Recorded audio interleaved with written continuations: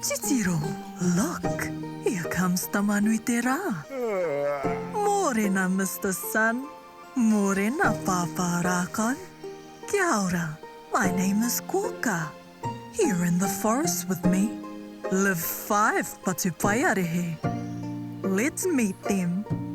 Time to wake up, Tākaro Tribe.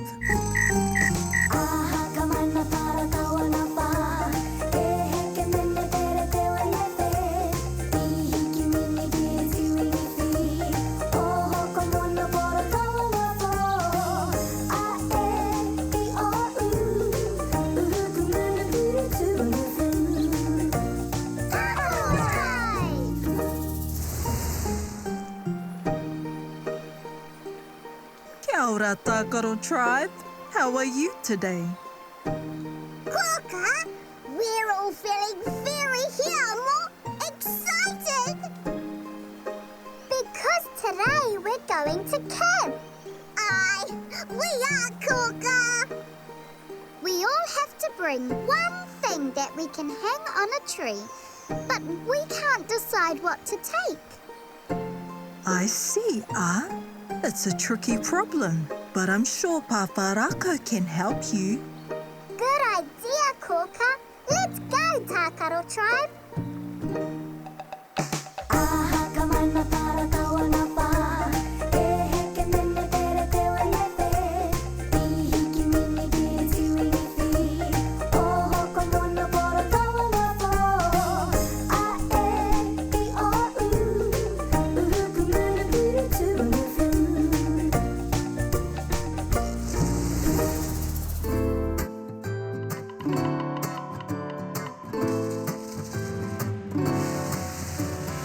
Amariki mā, noho mai ki aku kakiaka, whakarongo mai ki ngā kōrero o te ao marama. Aue. Tākaro Tribe, you've arrived. Kia ora, Pāpā Rākau. Pāpā Rākau, can you suggest one thing we could each take to day camp with us that we could hang on a rākau tree? I can, Tāne Mahuta has sent you each things to take with you.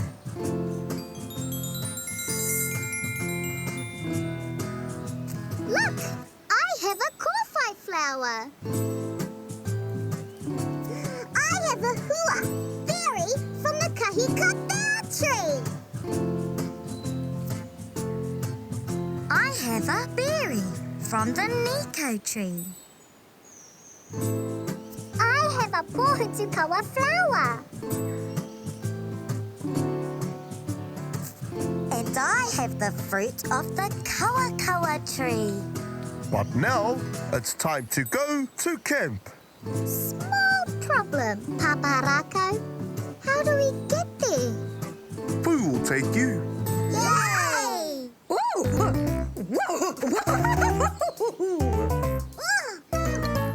out!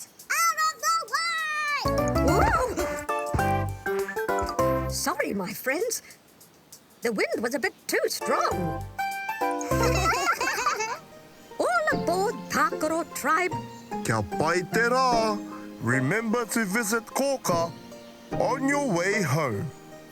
Hei konei rā, Pāpā Rākau!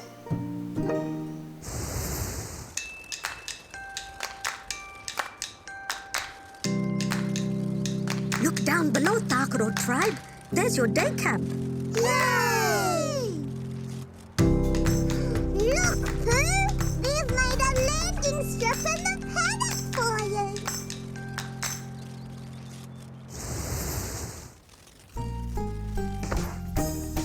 Kia ora, Ngāti Tākaro. Kia ora, koutou katoa. Time to come inside, everyone.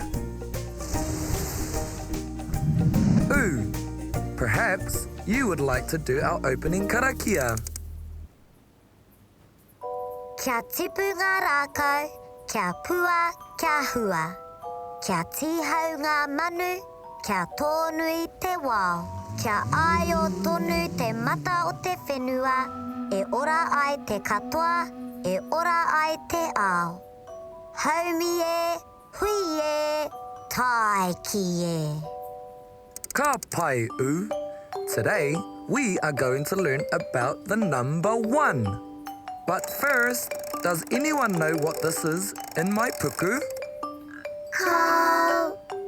It's a clock that goes tick-tock and tells us what time it is. Do you know what time it is telling us now? Ko. I have a little waiata that will help you tell the time.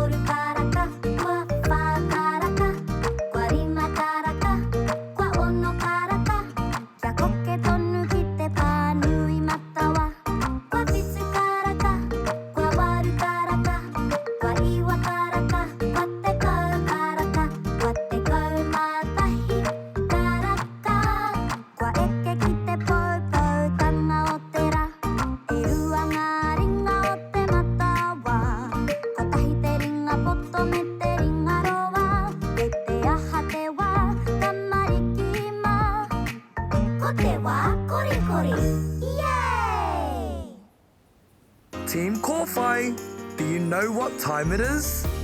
Kua Kotahi karaka. 1 o'clock. That's right, 1 o'clock. I chose that time because we're learning about the number 1 today. Yay! Group Green, what 1 item did you bring to hang on the tree? We brought 1 fruit from the Kawakawa tree. Group Purple, what 1 item did you bring to hang on the tree today? We brought 1 fruit from the kahikatea tree. Group Blue, what 1 item did you bring to hang on the tree today? We brought 1 berry from the Nico tree. Group Red, what 1 item did you bring to hang on the tree today? We brought 1 puti-puti flower from the Pōhutukawa tree. Group Kōwhai, what 1 item did you bring to hang on the tree today? We brought 1 flower from the Kōwhai tree. Well done! Your groups all brought 1 thing. It's time now to sing our waiata about the number 1. Kotahi wa Pōhutukawa, kotahi pua kōwhai, kotahi hua kahikata, kotahi hua nika, kotahi hua kawakawa, ka iriru ngaraka, kia takamai he hua kawakawa, kotahi pua Pōhutukawa, kotahi pua kōwhai, kotahi hua kahikata, kotahi hua nika. Ka iriru ngaraka.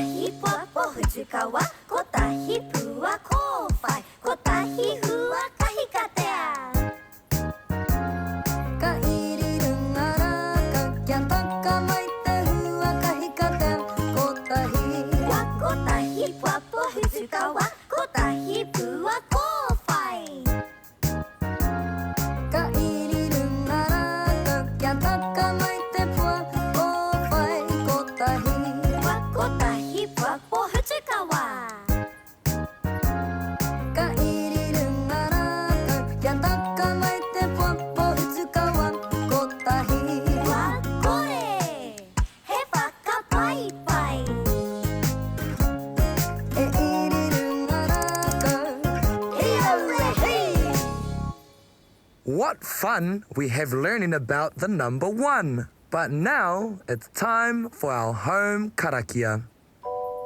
Angi angi hauraro, māta he hengi mai. E hoka ai ki runga, ka huri, ka whai. I te aratika ki te kāinga, ka hoki haumaru ai. Haumi e, hui e, tai ki e. Kia ora tamariki mā, noho mai ki tōku taha, noho mai ki tō Kōkā taha, tihei Māori ora.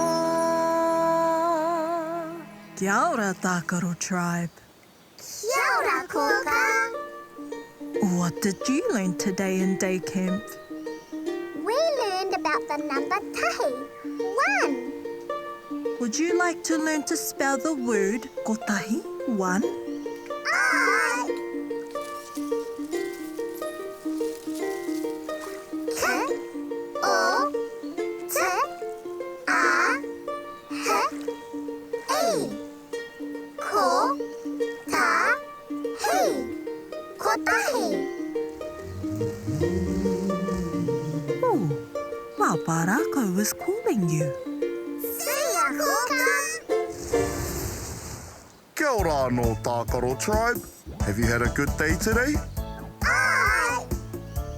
Let's take a look at what you did today. Tāne mahuta sent you 1 kōwhai flower, 1 niko flower, 1 pohutukawa flower, 1 kahikatea berry, and 1 kawakawa fruit. You learned to tell the time, 1 o'clock, kotahi karaka. You sang the number 1, waiata, and you learned to spell the word kotahi. K, O, T, A, H, E. Kotahi. 1. Magnificent job, Tākaro Tribe.